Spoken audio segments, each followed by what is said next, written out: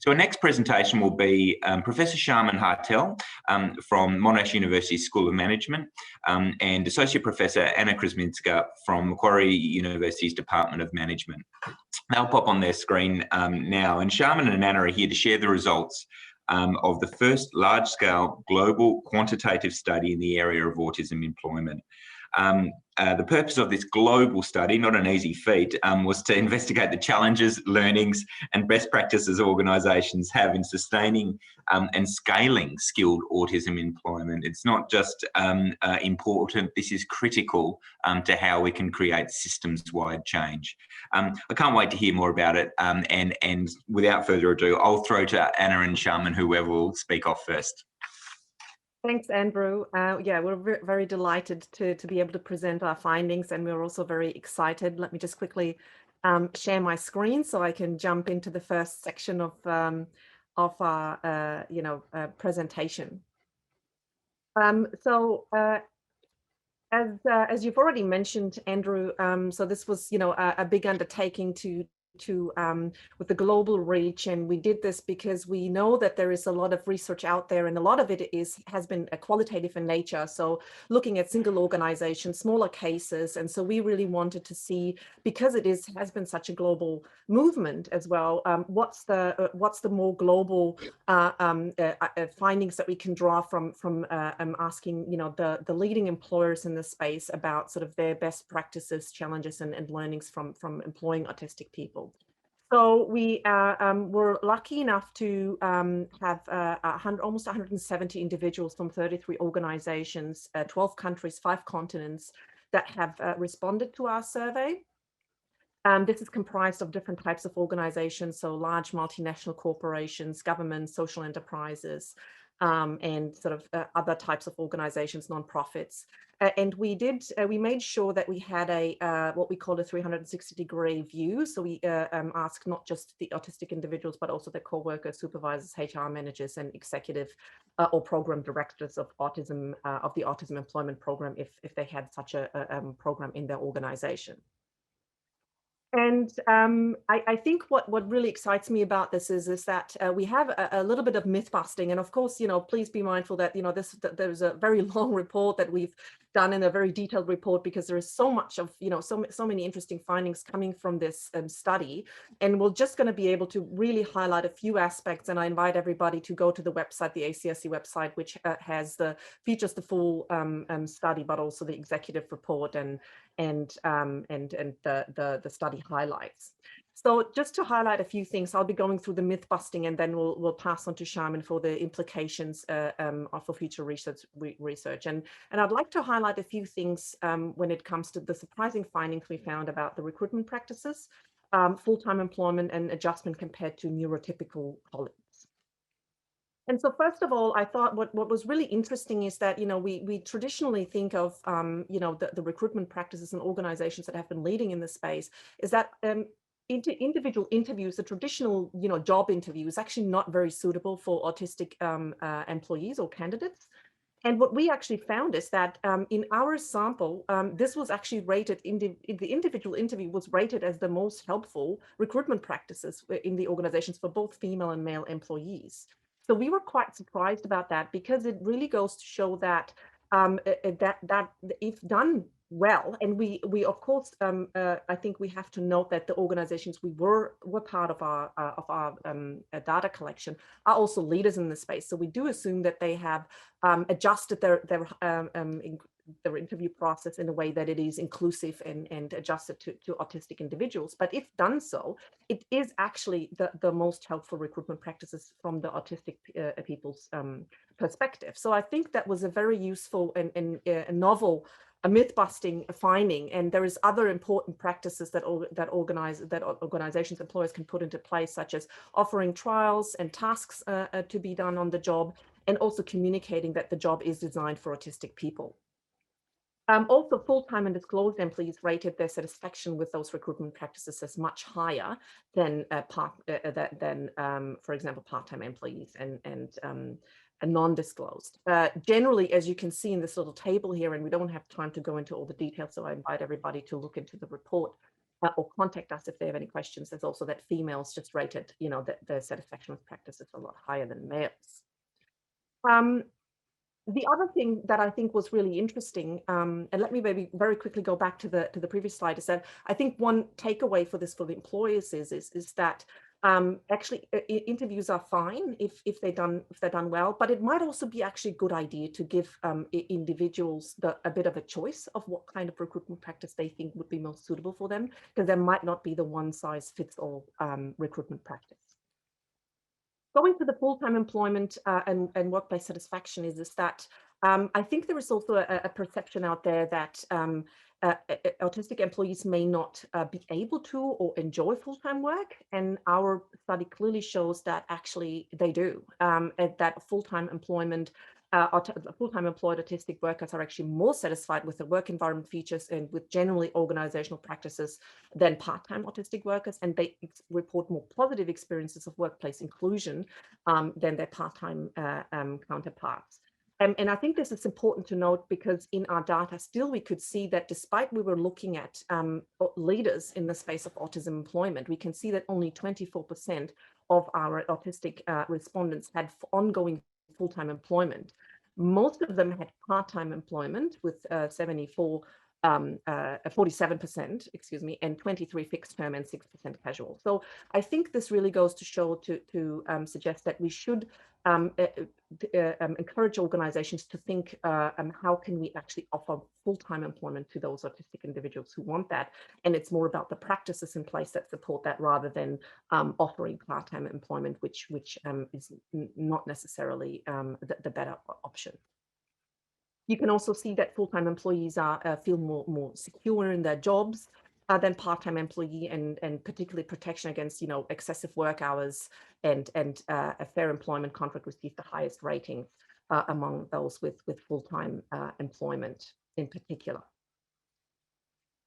And the third thing I guess I want to highlight is that when it comes to adjustments, and it goes a little bit to what Sonia was alluding to in her presentation, so a lot of, I guess, presumptions among employers, particularly those that haven't employed autistic people yet, is that there will be a whole lot of cost and risk and adjustments and accommodations that they will need to offer those individuals. But the reality from our data is that that's actually not correct.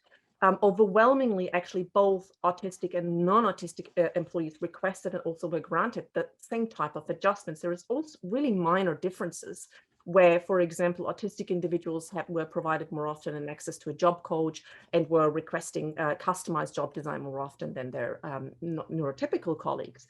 But the neurotypical colleagues, on the other hand, had other requests for accommodation that they highlighted, which is, job autonomy and good ergonomics that they requested more than non-autistic employees. And I think this is an important takeaway, particularly for those employers who are just starting to think about employing autistic individuals and are maybe worried about the type of costs and accommodation that might bring, is that it's actually not a real concern, because we really need to think about the spectrum also of all our employees, and that everybody needs some level, or most people need some level of adjustment to be able to perform best in their work.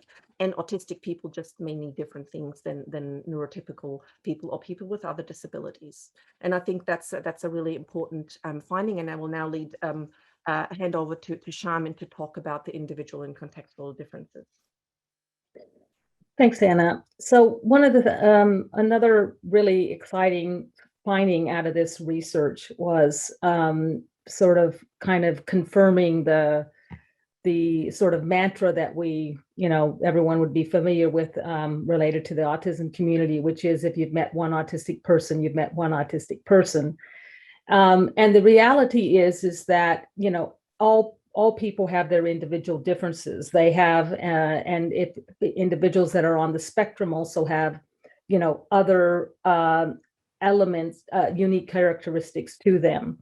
And we certainly found some very interesting findings here. So for example, Anna's pointed out a few of those. If we looked at the difference between full-time or part-time employees, we see that the autistic employees that are full-time are more secure and satisfied than than those that are part-time. We also saw that when we were looking at things like caregiving roles, that autistic individuals with caregiving roles, they needed, as would be the case for their neurotypical counterparts, more support related to those caregiving activities. So it's important to, I guess part of this is not to forget about, the other characteristics that make up an individual. An individual is not just, let's say, their autism, but they have other sort of characteristics in their life, individual differences. And these differences, like with also neurotypicals, are important. We do think about, individuals that have caregiving responsibilities. We do think about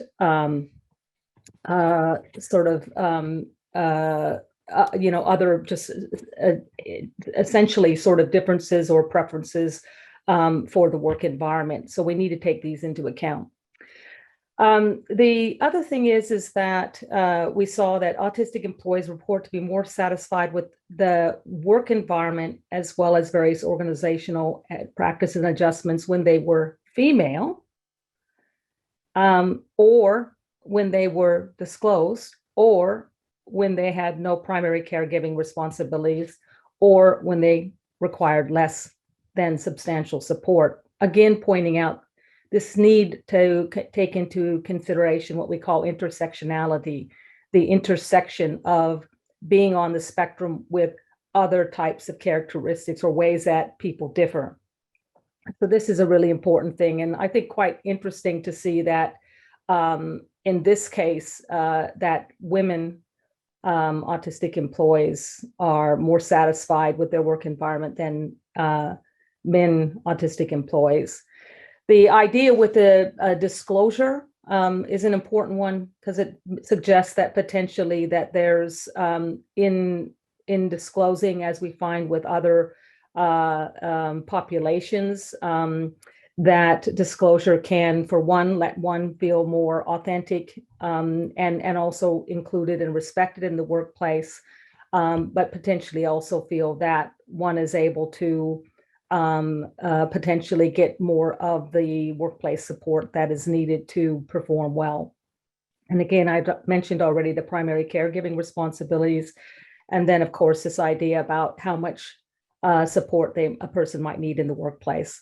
I think it's worth noting those last 2 points just briefly is in our sample, social enterprises were reported as having the most satisfied and secure employees. And after social enterprises, private sector businesses, and those that actually were performing more in the bottom levels were nonprofit and government education sector. So this also suggests that we have a lot to learn from how social enterprises in this space, their practices. They've started the sort of autism employment movement, have learned a great deal there, and there's a lot of things that we could learn by looking at the practices of social enterprises. We do need to look a bit more about what's happening in the nonprofit and government education sector to try to understand what's happening in this space, that the sense of satisfaction and security is lower than the other types of businesses. And then another finding in our study that certainly warrants more research is compared to the other geographical regions that our participants came from, autistic employees in Australia and New Zealand were the least satisfied and secure in their role. So this certainly it requires more looking into, and potentially suggests that there's more work to be done here in raising awareness and introducing practices in this area. I might highlight a few findings a little bit more in detail. I think we have a few more minutes left. So Anna, if you could move the slide. So just to 1 minute left. 1 minute. Okay. Yeah. Okay, let's go back to the very final one, what helped. If you could go to that one, this one here, we'll just summarize what's most helpful in the workplace. So I think here again is if you look at this intersectionality idea about, men and women just on that dimension alone, there's considerable differences if you look at the percentages or what helped the majority of men versus women. For women, the majority said that the most helpful things, and if you look at, you can see the percentages there, were getting instructions in writing, work activities that have direct and clear information about their performance, support like a buddy mentor, and customized job design to suit skills and interests. Whereas for men, the only sort of practice that was for the majority of men was seen as being helpful was activities that have direct and clear information about their performance. So I just kind of end on this point of, in addition to the comments that Anna made about some of the myth busting that we've had, the other really important finding from this is that we really need to look at the individual differences in employees, understand that the differences between men and women will be different, part-time and full-time employees, whether they have caregiving or not caregiving responsibilities, employees that differ in how much support that they might need in the workplace. We need to be able to take these things into account in getting a better understanding of how we can best match our employment practices to the needs of the entire population, inclusive of autistic people. And so we'll end on that. Thank you. Thank you very much, Charmaine. Thank you both. That was absolutely terrific and amazing timekeeping, can I just say at the same time, which is not an easy feat. Thank you. That was super interesting, and I can see a lot of questions in the Q&A panel. So I wonder if Anna and Charmaine would mind just familiarising themselves with those questions, and then we'll come back to them for an answer at the end.